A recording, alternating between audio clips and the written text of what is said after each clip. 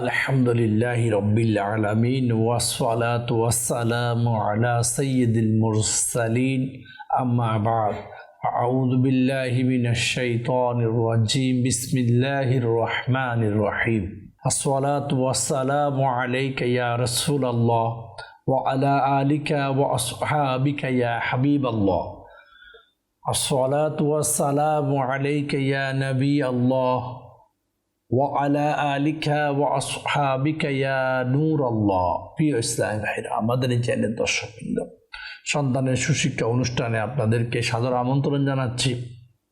আসুন আমরা প্রিয় নবী সাল্লাল্লাহু তাআলা আলাইহি ওয়াসাল্লামের উপর দরুদ শরীফ পড়া সম্পর্কিত হাদিসে মুবারাকা শ্রবণ করি।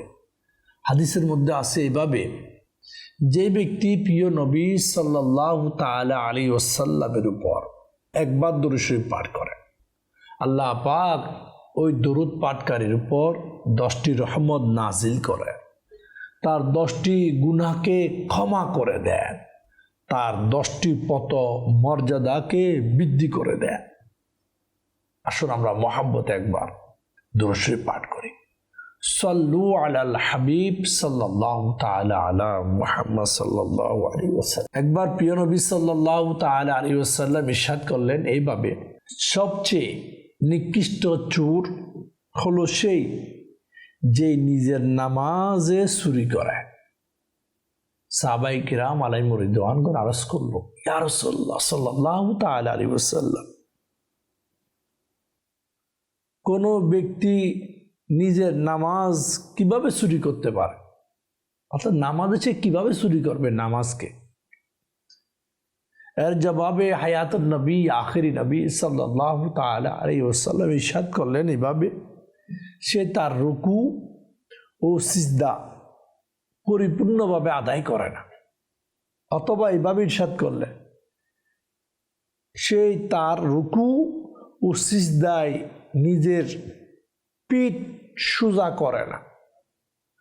এই হাদিসে মুবারাকার ব্যাখ্যায় মুফতি আহমদ ইয়ার খান নাইমি রহমতুল্লাহ তাআলা আলাইহি কি বলেন, নামাজ সুর হচ্ছে সবচেয়ে নিকৃষ্ট সুর, একদম নিকৃষ্ট। কারণ কি? কেননা যারা দুনিয়ার মধ্যে সম্পদ মাল চুরি করে তারা শাস্তি পায়, শাস্তি পাওয়ার পরও ওই চুরিকৃত মাল থেকে কিছু না কিছু উপকার হাসিল করে। সম্পদ মাল যারা চুরি করে তারা বান্দার হক নষ্ট করে, আর যারা নামাজ চুরি করে তারা মাওলার সৃষ্টিকর্তার পালনকর্তার হক নষ্ট করে।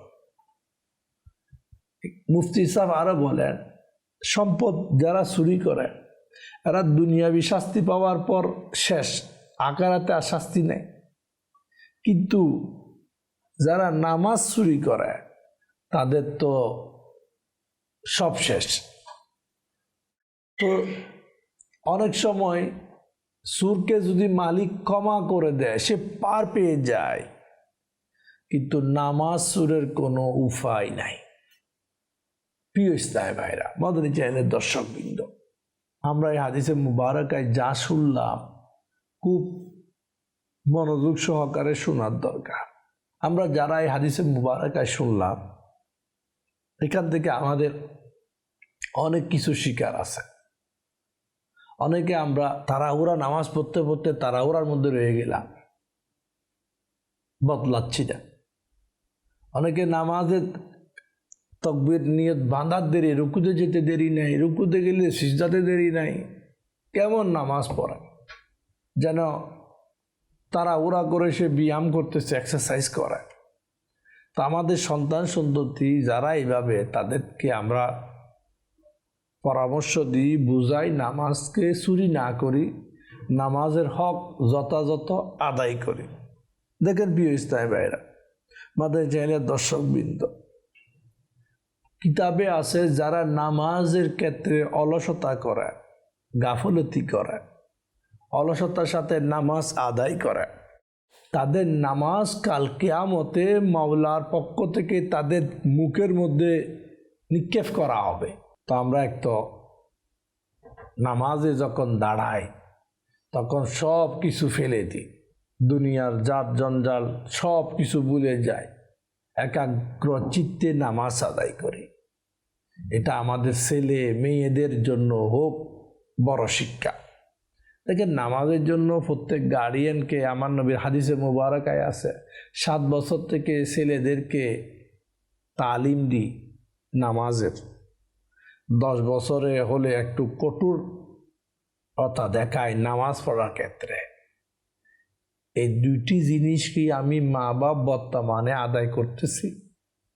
আমরা তো কঠোরতা দেখাই, ছেলে স্কুলে কেন গেল না, টিউশনে কেন গেল না, হোমওয়ার্ক কেন করলো না।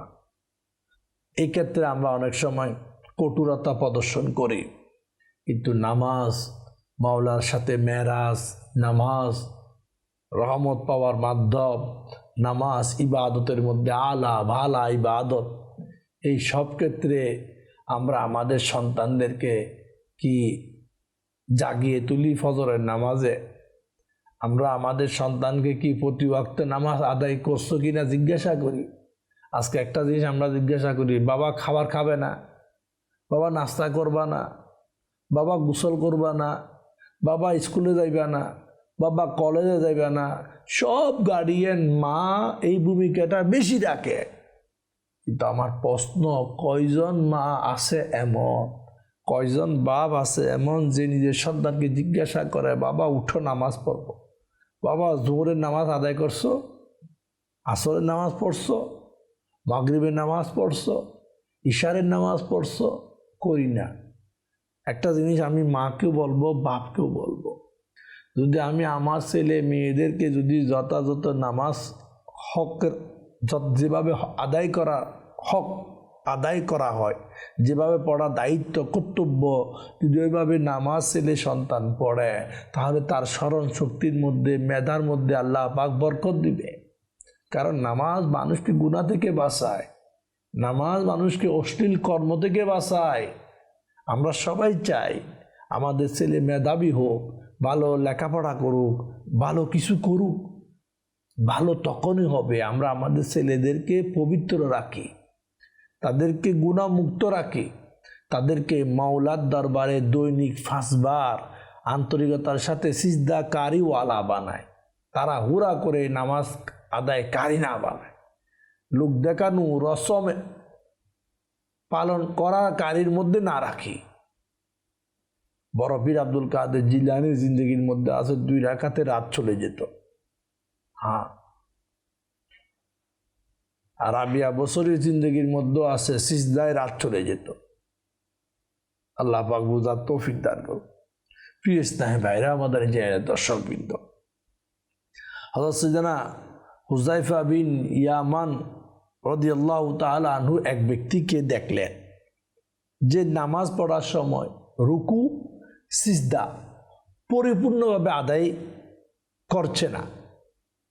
তখন হযরত হুযায়ফা বিন ইয়ামান রাদিয়াল্লাহু তাআলা আনহু এই ব্যক্তিকে বললেন, তুমি যে নামাজ পড়েছ, যদি এই নামাজ অবস্থায় তোমার মৃত্যু আসে, তুমি মুহাম্মদ সাল্লাল্লাহু তাআলা আলাইহি ওয়াসাল্লামের তরিকার উপর তোমার মৃত্যু হবে না। যে হালতে তুমি নামাজ পড়েছ, এই হালতে তোমার মৃত্যু এই নবীর আখেরি নবীর তরিকায় হবে না। কারণ পরিপূর্ণ রুকু আদায় করে নাই, পরিপূর্ণ সিজদা আদায় করে নাই। কত মারাত্মক একটা এলান! কারণ নবীর সমস্ত সাহাবী জান্নাতি, সমস্ত সাহাবী জান্নাতি। হুযায়ফা বিন ইয়ামান রাদিয়াল্লাহু তাআলা আনহু আরেক বর্ণনায় আছে নাসাই শরীফের কিতাবের মধ্যে, হুযায়ফা বিন ইয়ামান রাদিয়াল্লাহু তাআলা আনহু জিজ্ঞাসা করলো, তুমি কবে থেকে এই ধরনের নামাজ আদায় করতেছ? যে ব্যক্তিটা সঠিকভাবে যেভাবে রুকু করা, যেভাবে সিজদা করার কথা সেভাবে করে নাই, তাকে বলল, তুমি এভাবে কতদিন ধরে নামাজ পড়তেছ? তখন সেই ব্যক্তি জবাব দিল 40 বছর ধরে।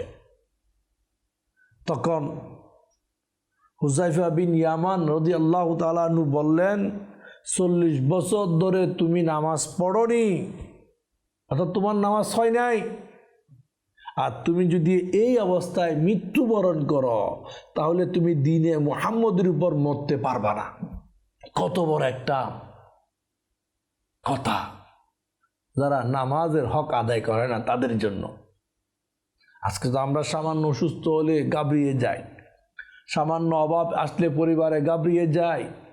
একবারও কি চিন্তা করেছি মা বাপ যদি আমার ছেলে অবহেলার কারণে নামাজে, যদি আমার ছেলে অবহেলা করে সিজদা দেয়, অবহেলা করে রুকু আদায় করে, অবহেলা করে যদি যেভাবে হুযায়ফা বিন ইয়ামান রাদিয়াল্লাহু তাআলা আনহু বলল, যদি এই অবস্থায় যদি আমার ছেলে মেয়েদের যদি নামাজ হয় আর আমার ছেলে মেয়েদের যদি আল্লাহ না করুক দ্বীনে মুহাম্মদের উপর যদি ইন্তেকাল না হয় তাহলে পরকাল তো বড় আযাব।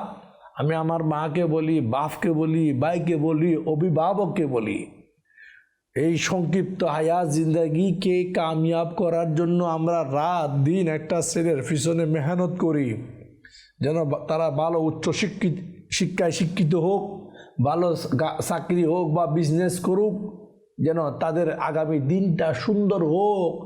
আগামী দিন সুন্দর কতক্ষণ? নিঃশ্বাসের পরে সব শেষ। নিঃশ্বাসের পরে কোনো চাকরির ভ্যালু নাই, কোনো ব্যবসার ভ্যালু নাই, কিন্তু নিঃশ্বাসের আগে হক যথাযথভাবে যদি নামাজের প্রশিক্ষণ নিয়ে নামাজ আদায় করি, এই নামাজ দুনিয়া তো কল্যাণ বয়ে আনবে, কবরে নামাজ অন্ধকার কবরের বন্ধু হবে। হ্যাঁ, কিতাবে আছে নামাজ অন্ধকার কবরের বন্ধু। আজকে তো আমাদের ছেলে মেয়েদের অনেক বন্ধু দুনিয়াতে, কিন্তু কবরে ওই বন্ধুর দাম নাই। কবরে ওই বন্ধু একটা রাত থাকার জন্য প্রস্তুত নয়, এক রাত কবরের পারে বসে থাকার জন্য কেউ রাজি নাই।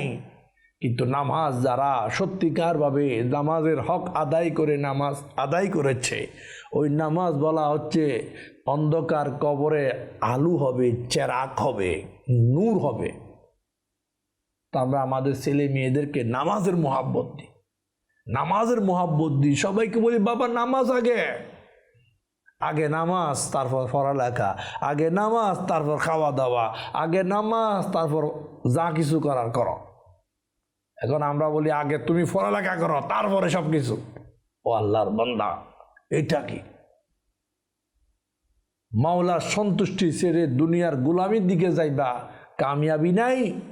মাওলাকে রাজি করি, দুনিয়াও কামিয়াব, পরকালও কামিয়াব। আল্লাহ পাক বুঝার তৌফিক দান করো। আমাদের আরো একটা অভ্যাস আছে, আমরা তো তাড়াহুড়া করি যে কোনো কাজে, আর এই কারণে নামাজও তাড়াহুড়া করার কারণে নামাজও ভুল হয়ে যায়। কিন্তু কোনো প্রেসিডেন্টের দরবারে গেলে, কোনো মন্ত্রীর কাছে গেলে তখন তাড়াহুড়া নাই, তখন ঘন্টার পর ঘন্টা ওইখানে ওয়েট করা, অপেক্ষা করা কোনো কষ্ট লাগে না।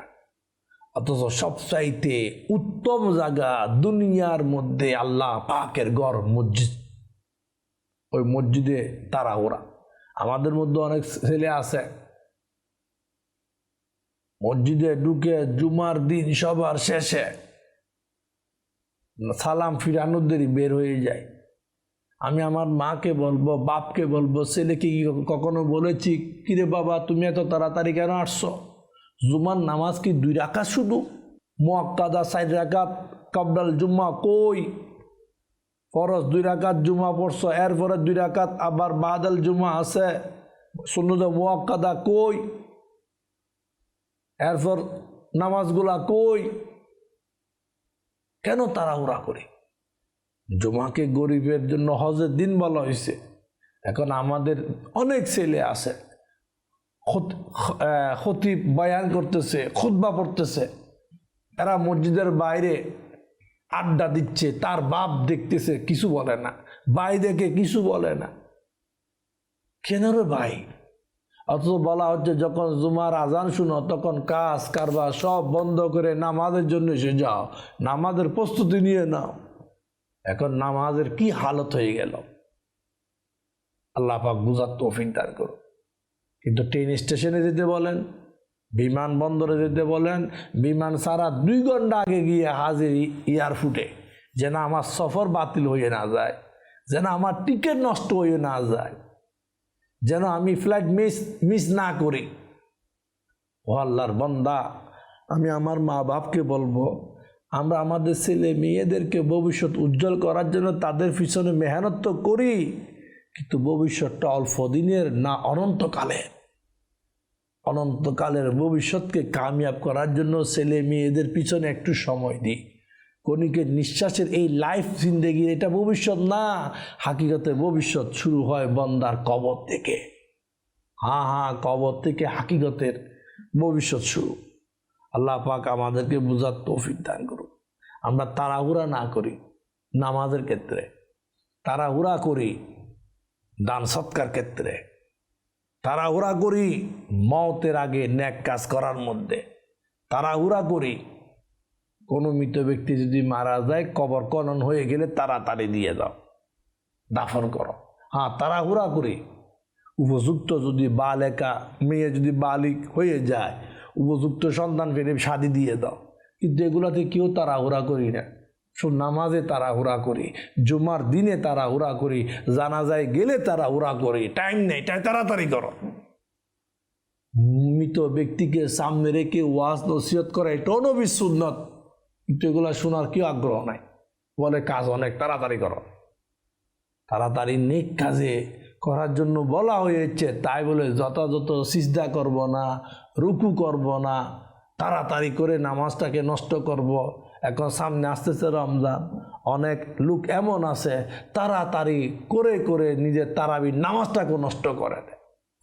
স্পিডে পড়ো, কোরআন খতম স্পিডে করো। কে বলছে আপনাকে তাড়াতাড়ি? অনেক যুবক তার ছেলে, অনেক গার্ডিয়ান বলে ইমামকে, হাফিজকে, তাড়াতাড়ি নামাজ শেষ করে দাও। আল্লাহু আকবার, কই যাইবা? কিন্তু ঘন্টার পর ঘন্টা সারাদিন মার্কেটে বসে থাকে, তখন তাড়াতাড়ি করে না, তখন তাড়াতাড়ির কোনো কি আল্লাহ।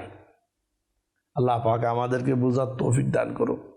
হায়াতুন নবী সাল্লাল্লাহু তাআলা আলাইহি ওয়াসাল্লাম হযরত সাইয়েদনা আব্দুল্লাহ ইবনে আব্বাস রাদিয়াল্লাহু তাআলা আনহুমা বলেন, নূরাই নবী সাল্লাল্লাহু তাআলা আলাইহি ওয়াসাল্লাম শেখ আব্দুল কায়েসকে ইরশাদ করেন এইভাবে, তোমার মাঝে 2টি অভ্যাস এমন রয়েছে যা আল্লাহ পাকের প্রিয়। 1, সহনশীলতা।